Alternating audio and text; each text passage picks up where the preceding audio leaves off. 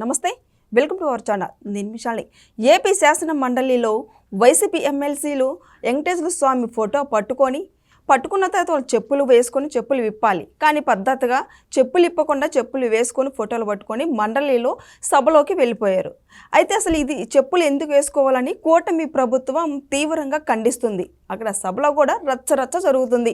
నిజానికి చూసుకుంటే ఇక దీని మీద పూర్తిగా విశ్లేషించడానికి మనతో పాటు స్టూడియోలో ఉన్నారు సీనియర్ జర్నలిస్ట్ దుర్గకుమార్ గారు ఉన్నారు. వారిని అడిగే విషయాలను తెలుసుకునే ప్రయత్నం చేద్దాం. నమస్కారం సార్. నమస్తే అమ్మా శాలిని, మన వీక్షకులు కూడా. సార్, శాసన మండలిలో అంటే కొద్ది రోజుల నుంచి జరుగుతుంది. ఇవాళకి 7వ రోజు 8వ రోజు జరుగుతుంది. అయితే మొత్తాన్ని చూసుకుంటే ఈ కల్తీ నెయ్యి వ్యవహారానికి అసలు రచ్చ అయితే జరుగుతుంది సార్ ఏపీలో. మరి నిజంగా ఇది ఎటు దారి తీస్తుందో తెలియట్లేదు. ఇటు కూటమి ప్రభుత్వానికి, అటు వైసీపీ వాళ్ళకి, ఎమ్మెల్సీ వాళ్ళకి, నేతలకు కావచ్చు, వాళ్ళకి అందరికీ యుద్ధం అయితే జరుగుతుంది కల్తీ నెయ్యి వ్యవహారానికి. నిజానికి ఇది ఎప్పుడు ఒక కొలిక్కి వస్తుంది, ఎటు దారి తీస్తుంది అంటే ఏం చెప్తారు? చాలా మంచి ప్రశ్న అడిగామ్మా శాలిని. ఎందుకంటే అసలు వైఎస్ఆర్సీపీ వాళ్ళకి ఇప్పుడు ఈ కల్తీ నెయ్యి విషయంలో వాళ్ళు ఏం చేయాలో కూడా వాళ్ళకి అర్థం కావట్లేదు. వాళ్ళు తల ఒక మాట మాట్లాడుతున్నారు. వాళ్ళు పూర్తిగా ఆధారాలతో సహా దొరికిపోయారు. ఒక ఆయనేమో కల్తీ జరిగిన మాట వాస్తవేనని వైవి సుబ్బారెడ్డి గారు స్వయంగా చెప్తాడు పాలక మండలి అధ్యక్షుడిగా. ముఖ్యమంత్రిగా పనిచేసిన జగన్మోహన్ రెడ్డి గారేమో అసలు ఛార్జ్ షీట్లో కూడా ఏమీ కల్తీ జరిగినట్టు చెప్పలేదు, అందుకని సిట్ వాళ్ళు అసలు ఛార్జ్ షీటే వేయలేదని చెప్తాడు. అసలు పరస్పరం పొంతం లేని అంశాలుగా ఉన్నాయి. తర్వాత ఒక్కటి మాత్రం వాళ్ళకి అర్థమవుతుంది ఏంటంటే, వాళ్ళ అంతరాత్మలో తెలుసు, మనం కోట్లాది మంది ప్రజలు తర్వాత శ్రీవారి భక్తుల మనోభావాల్ని దెబ్బతీసాము, దీని నుంచి మనం బయటపడటం కష్టం, ఇక అసాధ్యం అని కూడా వాళ్ళకి తెలుసు. కానీ వాళ్ళు ఏదో ఒక రకంగా దీన్ని వంకర టింకర్గా తిప్పి మాట్లాడి కొంతకాలం తర్వాత అసలు ఈ ఇష్యూని ప్రజల మనసుల నుంచి తప్పించవచ్చు అనే ప్రయత్నంలో భాగంగానే మొన్న ఈ మధ్య ఈ భూత పురాణాలు అందుకున్నారు. జగన్మోహన్ రెడ్డి గారు వాళ్ళతో చెప్పాడు ఏంటంటే, మీరు వ్యక్తిగతంగా ప్రతిపక్ష నాయకుల్ని, కూటమి నాయకుల్ని బూతులు తిట్టండి కుటుంబ సభ్యులతో సహా. యంత్రాక తిట్టాలంటే వాళ్ళకి సహనం కోల్పోవాలి.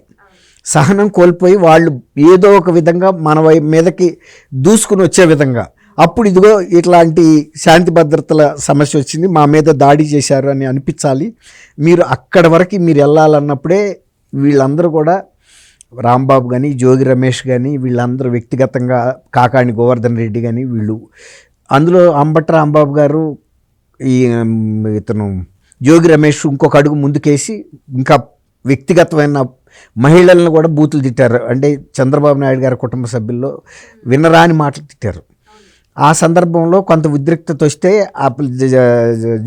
రమేష్ని, రాంబాబు గారిని అరెస్ట్ చేస్తే, ఇదిగో అరెస్ట్ చేశారు, అన్యాయంగా అరెస్ట్ చేశారని చెప్తున్నాడు. అదే మాటలు జగన్మోహన్ రెడ్డి గారి తల్లిని కనుక అంటే, ఆయన కూడా అట్లా అంత ఉదారంగా ఉంటాడు ఎవరైనా?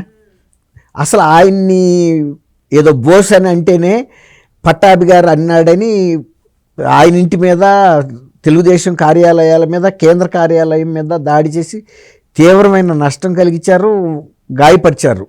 అసలు హత్యా ప్రయత్నం జరిగినంత పని జరిగింది. అలాంటి వ్యక్తులు ఇవాళ ఈ అంశం మీద ఎట్లా బయటపడాలా అనే ప్రయత్నంలో భాగంగా ఏదో ఒకటి చేయటం, అది వాళ్ళకే రివర్స్ అవుతుంది, బూమరాంగ్ అవుతుంది. ఇప్పుడు కొత్తగా శాసన మండలిలోకి వెంకటేశ్వర స్వామి ఫోటోని తీసుకెళ్ళటం అనేది వాళ్ళు ఎందుకు చేశారో మరి వాళ్ళకే తెలియాలి. ఎందుకంటే అవమానం చేసిందే వాళ్ళు. మళ్ళీ ఈ వెంకటేశ్వర స్వామి ఎప్పుడైనా అట్లా ఫోటోలు పట్టుకుని వెళ్ళేది ఎప్పుడంటే, నూతనంగా గృహప్రవేశం చేస్తున్న సందర్భాల్లో ఆ దంపతులు ఫోటోలు, దేవుళ్ళ ఫోటోలు పట్టుకుని ఆ కొత్తగా ఇంట్లోకి వెళ్తారు, ఏమీ అపశకునాలు జరగకుండా శుభం జరగాలని. మరి వీళ్ళు కొత్తగా ఇవాళ అసెంబ్లీలోకి, కౌన్సిల్లోకి రావట్లేదు కదా, చాలా కాలం నుంచి వీళ్ళందరూ ఉన్నారు. ఇప్పుడు ఇంత వివాదం కలియుగ దైవం గురించి జరుగుతుంటే వాళ్ళు జరిగిన తప్పుకి ఏమన్నా ప్రాయశ్చిత్తం చేసుకుందామని ఆ ఫోటో తీసుకొచ్చారా? కౌన్సిల్లో పెట్టి అందరూ దండం పెట్టి, మేము మీకు అపచారం చేశాము, ఈ అపచారం నుంచి మన్నించమని ప్రజలకి శాసన మండలి ద్వారా ఏమన్నా సందేశం ఇవ్వటానికి తీసుకొచ్చారా?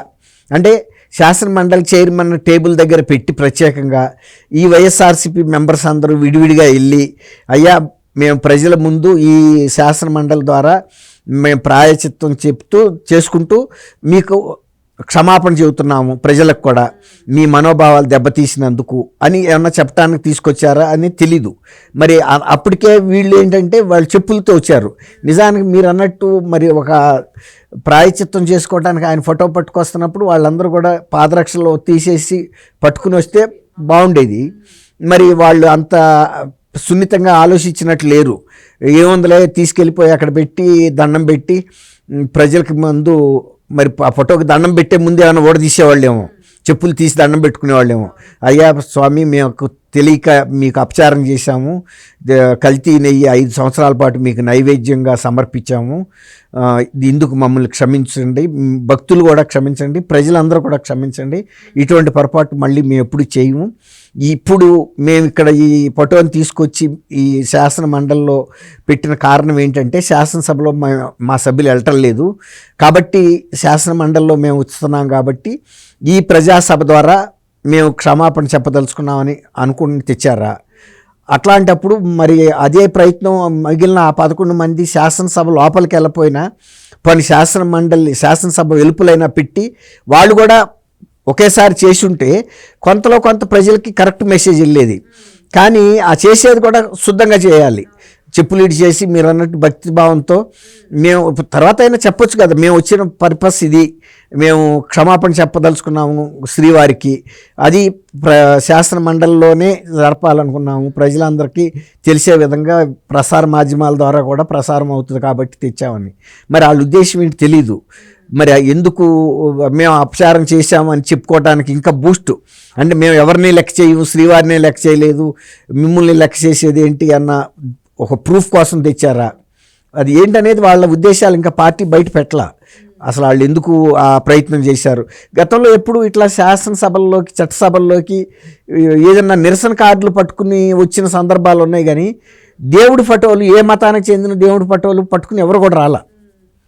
నిరసన కార్డులు తీసుకొచ్చారు, బ్లాక్ పెట్టుకుని అటెండ్ అయ్యారు. కొన్నిసార్లు లోనికి వచ్చిన తర్వాత నల్ల జెండాల ప్రదర్శన జేబుల్లో పెట్టుకొచ్చేవాళ్ళు, కొన్నిసార్లు నల్ల డ్రెస్సులు వేసుకొచ్చేవాళ్ళు, కొంతమంది కండవాళ్ళను నలుపు వేసుకొచ్చేవాళ్ళు నిరసన తెలియజేయడానికి. ఇప్పుడు శాసన మండలిలోకి శ్రీవారి ఫోటో తీసుకొచ్చి వాళ్ళు ఏం నిరసన తెలియజేయదలుచుకున్నారు? లేకపోతే శ్రీవారికి మేము చేసిన అపచారం కరెక్టే, మేము ఇప్పటికీ దానికి కట్టుబడి ఉన్నాము, మీ ఈ సభలో ఉండి కూడా మేము ఇదిగో ఇట్లా పెట్టి మేము అపచారం జరగలేదని చెబుతున్నామని ఏమన్నా ప్రమాణం చేయదలుచుకున్నారా? తెలియట్లా మరి వాళ్ళ ఉద్దేశాలు. జగన్మోహన్ రెడ్డి గారన్నా మరి ప్రెస్ కాన్ఫరెన్స్లో చెప్పాలి ఎందుకు వాళ్ళు ఆ ప్రయత్నం చేశారు అనేది. అయినా దేవతల విగ్రహాలకు సంబంధించి సభలకు తీసుకురావటం ఎందుకు? అది ఏదైనా ఉంటే బహిరంగ ప్రదేశంలో ఎక్కడైనా చేయొచ్చు. ఇప్పుడు విజయవాడ అక్కడ తిరుపతి అది అమరావతిలో కూడా వెంకటేశ్వర స్వామి దేవాలయం కట్టారు. ఆ దేవాలయం దగ్గరికి వెళ్ళిపోని వాళ్ళు చెప్పదలుచుకుంది ఏదో ఆ దేవాలయ ప్రాంగణంలో ప్రెస్ కాన్ఫరెన్స్ పెట్టి మా వల్ల జరిగిన అపచారానికి మేము చింతిస్తున్నాము, ఇటువంటి అపచారం జరగటం తప్పేను, దానికి మేము పూర్తిగా బాధ్యత వహిస్తున్నాము, ప్రజలు కూడా మమ్మల్ని క్షమించమని అడుగుతున్నాము ఏదో చెప్తే పోయేది. అక్కడ టీటీడీ వాళ్ళు కట్టిన దేవాలయమే ఉంది అమరావతిలోనే. కాబట్టి మళ్ళీ శాసన మండలిలోకి ఫోటో పట్టుకుని వెళ్ళటం ఇవన్నీ కూడా కొన్ని టింగర్గా అనిపిస్తుంది, వాళ్ళకి ఒక స్పష్టత లేదేమో అని. కూటమి ప్రభుత్వం ఇప్పుడు హిందువుల మీద, ఇప్పుడు వైసీపీ వాళ్ళని హిందువుల మీద ధైర్యం, భక్తి లేదు, వాళ్ళకి పద్ధతిగా పాటించేది లేదు, అయితే వాళ్ళ మీద కఠిన చర్యలు తీసుకోవాలంటున్నారు. నిజంగా ఇప్పుడు చర్యలు తీసుకునే అవకాశం ఉందంటారా సార్? అంటే ఇప్పుడు అడగాలి స్పీకర్ గారు కూడా, చైర్మన్, మీరు ఫోటో ఎందుకు తీసుకొచ్చారు, ఫోటోకి మండలికి ఏం సంబంధం? ఇప్పుడు గతంలో కూడా వీటి మీద ఏం అక్కడ జరగలేదు, అయినా మండలికి ఆయన్ని తీసుకురావాల్సిన అవసరం ఏంటి ఫోటో?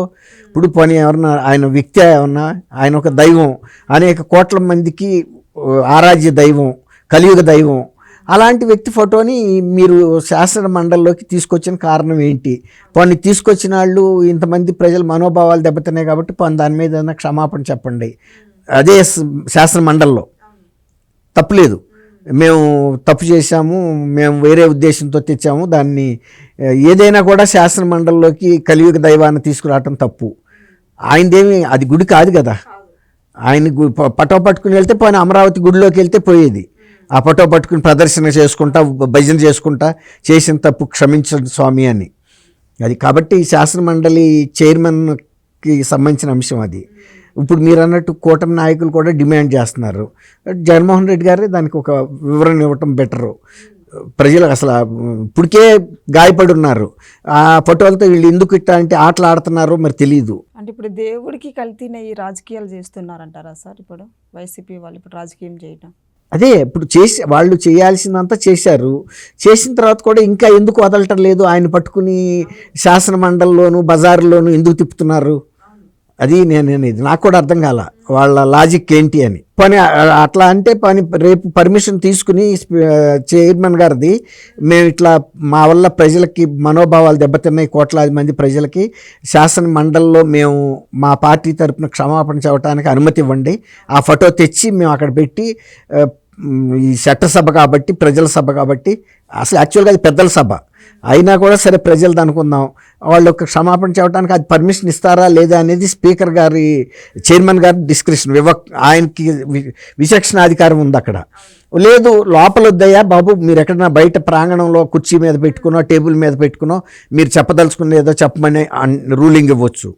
కాబట్టి చూద్దాం ఏం జరుగుతుందో రేపు దాని మీద ఒక స్పష్టత. Thank you sir. నమస్తే మా శాలిని, మన వీక్షకులకు.